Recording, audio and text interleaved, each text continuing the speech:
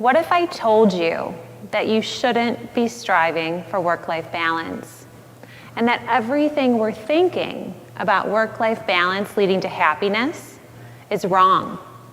According to the U.S. Bureau of Labor Statistics, quit rates for Americans are at record highs, with over 4 million Americans quitting their jobs in August of this year. People are also suffering in the workplace. Throughout my time practicing in healthcare, I saw a lot of individuals struggling with burnout, and this is even more of a concern now with the COVID-19 pandemic. When it comes down to it, the old model of work-life balance simply isn't working. The pandemic has left people wanting and needing more happiness, more fulfillment, more meaning, and more connection at work and at home. When you think of work-life balance, what comes to mind? Perhaps you see scales with work on one side and life on the other. Personally, I see opposing sides pulling for my attention, and I feel a sense of pressure. Pressure to get it right and a feeling of guilt, like I have to choose between a career that I thoroughly enjoy and a family that I dearly love. What I don't feel is a sense of inner peace and happiness, which I think is the ultimate goal. Throughout my life's journey, I've learned a new way to view work-life balance that won't leave you feeling guilty. Throughout our lives, we are all given checkpoints. These are moments and experiences that help us decide what we want to do with this one precious life we've been gifted. They help us decide who we are and who we want to be, and they can even help us realign if we've gotten lost along the way. I'm going to be sharing with you 5 of my personal checkpoints, how they've helped me discover my personal mission and ultimately redefine work-life balance. So my first checkpoint came when I was graduating from college, and I had to figure out what to do with the rest of my life. I was debating between going to medical school versus getting my master's to practice as a physician's assistant. I decided to do a little bit of research, and I talked with some medical doctors who told me if I wanted to have balance in my life, I probably should go the PA route. So balance seemed like something that should be really important. I decided to get my master's to practice as a PA. My second checkpoint came at the age of 27 when I married the love of my life. We had so much fun talking about our dreams for the future, including world travel, having flourishing careers, having a family, and buying our first home. We decided to kick it all off with a 2-week honeymoon to Thailand. It was an incredible trip. I came back feeling invigorated and really excited. Upon arriving back to work, I was informed that they were changing the vacation policy. They would no longer allow more than 1 week's vacation at a time. This was a huge shock, and there went my dreams of having a flourishing career and world travel. I realized that this whole idea of work-life balance was actually a lot more complicated than what I had previously thought. My third checkpoint came when I was 29 and I became a mom for the first time. I had always thought that I would want to be working at least part-time when we had a family, but I was left with this burning desire to be a stay-at-home mom. I decided to put my career to the side, and I ended up being home with our children for 6 years. I realized that my idea of work-life balance was changing because I was changing. I had a new mission and a new purpose in my life that I hadn't had when I originally set out on my career path. My fourth checkpoint was the hardest checkpoint of my life, and it was when my mother was diagnosed with stage 4 lung cancer. When you have those really big, really hard life experiences, they lead to a ton of soul searching. And I started to ask myself some really big questions, like, am I living my life to the fullest? I didn't want to have regrets at the end of my life. I decided I was going to figure out what my personal mission was, and I was going to go for it. I ended up going back to work and started practicing in integrative psychiatry, and I even furthered my education and I became an integrative medicine fellow. On paper, I actually had great work-life balance. I was able to pick my kids up from school, I had great work hours, but something really big was missing. I wasn't feeling fulfilled, I was feeling overwhelmed, and I was feeling stressed. I realized that I was trying to make an old model and old dreams fit with a new me, but I wanted more. I wanted more meaning. I wanted more inspiration in my life and in my career. I knew it was time for me to set off on a new mission. My fifth checkpoint is one shared by all of humanity, and it's when the COVID-19 pandemic hit. So I was 3 months into my new mission of starting my company, Live Greatly, when the lockdowns started. Our kids were e-learning from home, my husband was working from home, and our dining room ended up getting converted to my office. All semblance of balance was thrown out the window. This was a universal checkpoint for all of humanity to start paying attention to what really mattered. This forced us all into our homes to take a close look at ourselves, our lives, and our relationships. If there were problems, they were amplified. When we talk about wanting work-life balance, I think what we're really looking for is actually a feeling that we are living meaningful lives, a feeling that we are living in alignment with our personal missions. I'm no longer striving for work-life balance. I'm now looking for something more like work-life harmony, where work and life support each other and flow together, kind of like a beautiful dance. So how can you have work-life harmony? I have 3 steps to get you started. The first step is to make your personal lives and your careers meaningful. This is a big ask. It means really taking the time to reflect, to get to know yourself. What matters to you? Who are you? What are your core values? Then you have to make sure that you integrate those things into your life and into your career.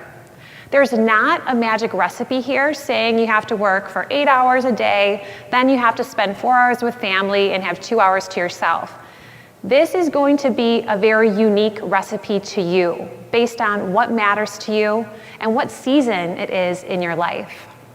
The second step is to add more life into your workday. Stop saving all of the fun, all of the family, all of the self-care for before work or after work hours. You have to start sprinkling all of that good stuff into the workday with a work-life integration model. A recent study done by Microsoft took 14 people and they measured the electrical activity in their brains using an EEG. They had these people do 4 30-minute back-to-back Zoom meetings.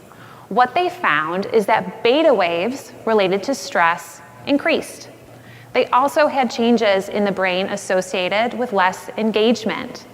Now they took this same group and they had them take 10-minute breaks after each 30-minute Zoom meeting to meditate. And what they found is that the beta waves related to stress stabilized and changes in the brain associated with engagement improved. So what this tells me is that taking regular breaks during your workday for all that other stuff in your life is not only important for your health and your well-being, but also for your performance as well. Now, the third step is for employers to recognize that their employees are capable of working from home. Give your employees the ability to make flexible work schedules that support themselves and their families as well. So when it comes down to it, work-life balance is not the key to happiness. However, knowing your mission and living in alignment with it may be. The pandemic has shown us that life is precious. When you're faced with the end of your life, what impact will you have wanted to have on the world? What would you want your last words to be? I think that the most meaningful last words would be mission accomplished. Thank you.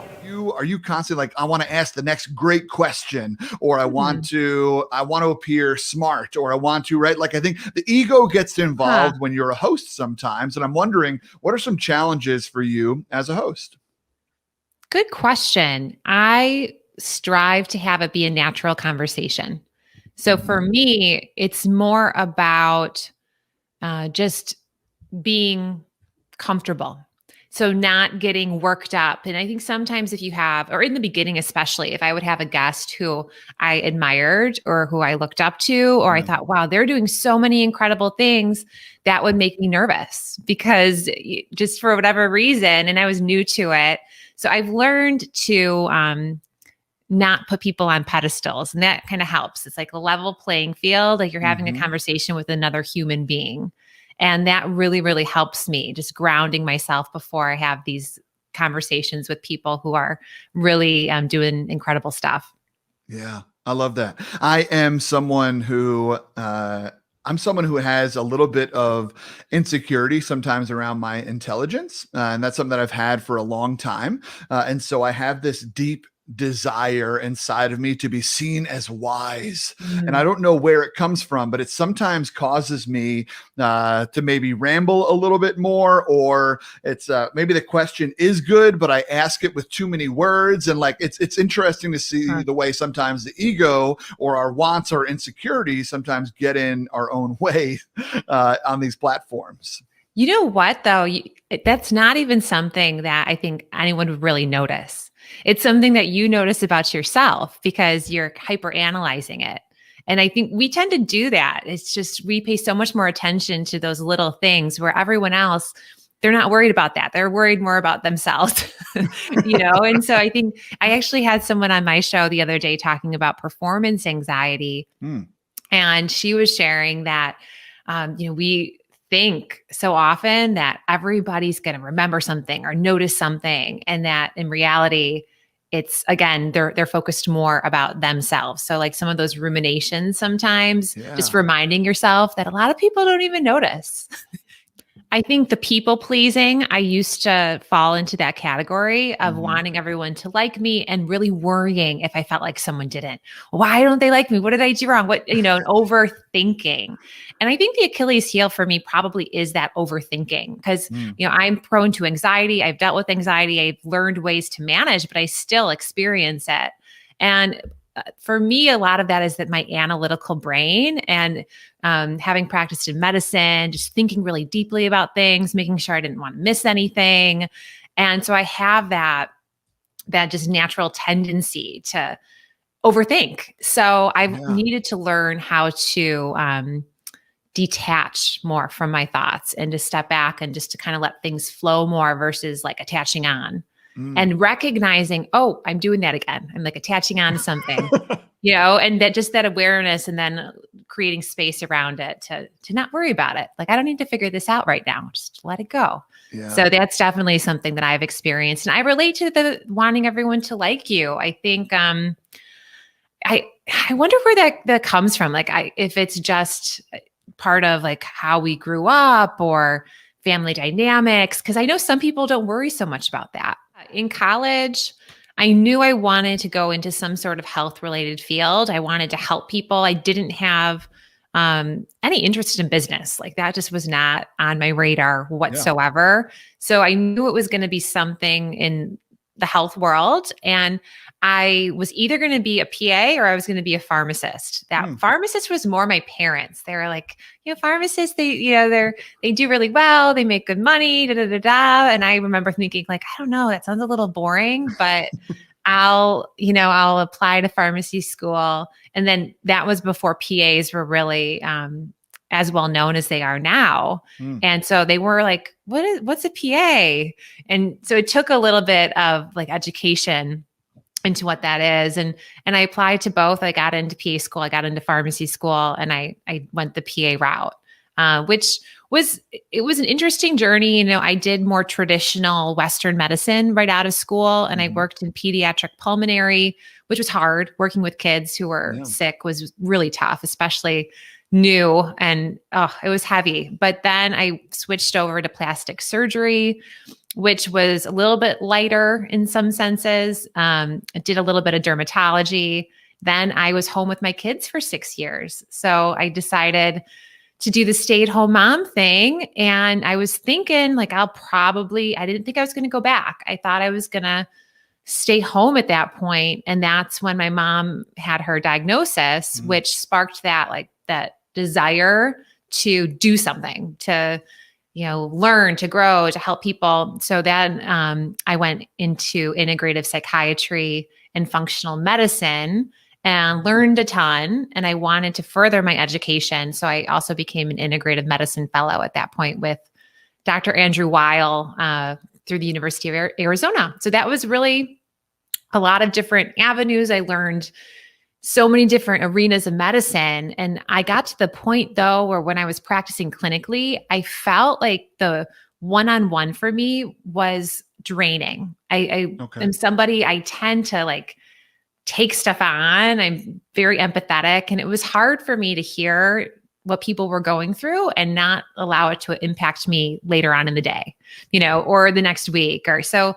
For me, I really liked teaching. So I started teaching at our university around here. And I was like, when I do that, I don't feel drained after. I feel invigorated. I feel like, wow, I'm really helping people. Yeah. But there's also really great boundaries for me and for how I am impacted by this kind of stuff. So that led to this shift of, okay, I'm going to leave clinical practice. I'm going to take all this knowledge that I have and I'm going to share it in a way that is also really empowering for me as well as the people that are hearing the message. So that's kind of led to all the stuff that I'm doing now. Yeah, for sure. Where you have your own company, and you do a lot of wellness work for others. Tell us a little bit more about what you do right now. Yeah, I'm dabbling in a lot of different things. And I mentioned before, when I was in school, I had no desire to do business. So It was really funny to me that I was starting my own company because I never would have thought I would have gone down that path. I would have laughed at someone if they told me that I was going to be doing what I was doing today. And I used to be so afraid of public speaking. So that too, I would have been like, you're crazy. Never would I ever. But that said, now I'm really kind of tightening up my focus over the past few months. Because in the beginning, I was doing so many different things. And it was taking, I think, anytime you're building a business, there's so many different things that need to get done.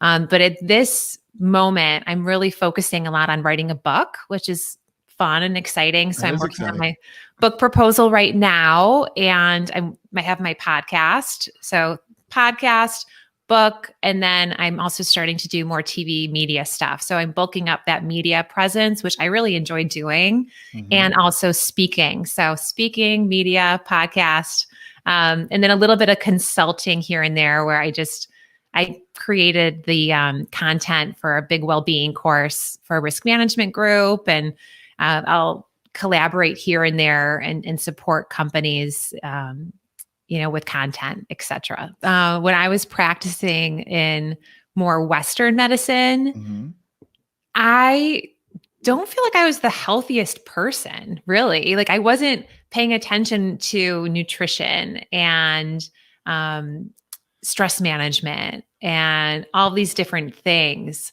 in a necessarily healthy way. And then when I got pregnant and I had my kids, and then I started to look more into that and more of a holistic view. So for me, I think I look at wellness and well-being as more about the whole person. So not just your physical health. And sometimes in the Western medicine, it can be more about treating a symptom than really nourishing someone's well-being. And that's not always the case, but sometimes, those appointments are limited. You only have a certain amount of time, and that there's just not as much training in traditional medicine about these more holistic practices and about nutrition and all these different things. So for me, that was more of an interest and then getting the education and doing the fellowship helped me get some more credentials behind that. Sure. Yeah. When in doubt, more letters behind our names. Right. Yeah. You mentioned that Western is about treating the symptoms. If Western is about treating symptoms, what is Eastern medicine about? Sure. In Western also, they do, there's preventative screening. And so I'm all for Western medicine for certain things. I think it's wonderful. It's extremely valuable. But I do think that for like overall well-being, having a more holistic approach, or I should say holistic sometimes I think has a weird connotation for people. A more integrative approach can be really, really helpful. So looking at it in the sense of there's all these different modalities. If you're looking at Eastern medicine, there's acupuncture, there's all sorts of stuff. And I think really what it comes down to is what resonates with the individual and what is going to support them in feeling their best. So are they getting the support that they need for their mental health, for their emotional health? Are they surrounding themselves with people who make them feel good? So an integrative medicine practitioner at a first visit would look at all of these different components, not just, okay, what are your symptoms, but let's look at, how are your relationships? What's your environment like? What's your diet like? What's your childhood like? And you're kind of getting this big picture about this person as a human being to see what areas do they need to pay a little bit more attention to, or there's room for growth and support. So it's not just looking at the physical body. And it also could be looking at, things like stress management and vitamins and nutrients. And then if you get into functional medicine, you're looking at gut health. Like there's just so much more than just saying, okay, you have this symptom, take this pill. It's like, well, why did you get that symptom in the first place? If someone comes in and they're not sleeping, okay, it's not just like, here's your pill, sleep. Like, well, what's behind this? Like, let's figure it out so we can really try and solve that root cause so you can have a more fulfilling and healthy, vibrant life. My husband had back issues and like really healthy guy, works out all the time. And it was getting to the point where he was like struggling to like get out of bed. It was painful. And he went to see an acupuncturist that I had recommended. This was a while ago. And the acupuncturist asked him about his dairy intake. And he's like, well, I love dairy. I eat dairy all the time. And she's like, well, that's not good. That can, activate inflammation. So he did a trial off of it just to see. And now that I've been practicing, I've seen that too, where in certain people, it can spike inflammation. And his back pain went away. Like no joke, no other changes, nothing. So that was fascinating. Fascinating. Yeah. Yeah. Just how certain foods for certain individuals or for people can flare up that inflammatory process.